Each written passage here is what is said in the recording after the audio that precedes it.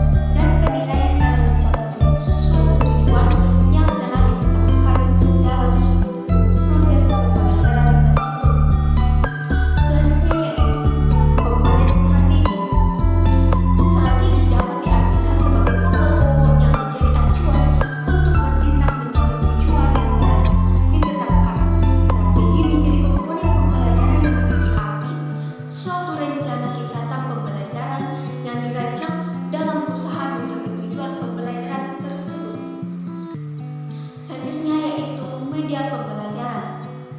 Media sendiri merupakan suatu alat atau benda atau seperangkat komponen yang dapat digunakan sebagai sarana dalam menyampaikan informasi tersebut atau pesan penting suatu yang dalam hal sehingga informasi atau pesan tersebut dapat diterima dengan baik oleh penerima pesan, yang pada intinya media sangat berperan penting dalam mempermudah pekerjaan seorang pendidik atau manusia dalam kehidupan kita sehari-hari. Selanjutnya yaitu komponen yang terakhir. Komponen yang terakhir yaitu evaluasi. Evaluasi pembelajaran merupakan suatu proses atau kegiatan yang dilakukan secara sistematis atau berkelanjutan dan dilakukan secara menyeluruh dengan tujuan penjaminan, pengendalian, dan penetapan kualitas atau nilai, makna, dan arti atas berbagai komponen pembelajaran berdasarkan pertimbangan dan kriteria tersebut dalam proses pembelajaran yang ditetapkan. Dari semua komponen dalam sistem pembelajaran tersebut saling berhubungan dan saling mempengaruhi satu sama lain untuk mencapai tujuan pembelajaran tersebut. Yang pada dasarnya, proses pembelajaran dapat terselenggara secara lancar, efisien, dan efektif berkat adanya interaksi yang positif, konstruktif, dan produktif antara berbagai komponen yang terkandung di dalam sistem pembelajaran. Selanjutnya yaitu prinsip-prinsip pembelajaran.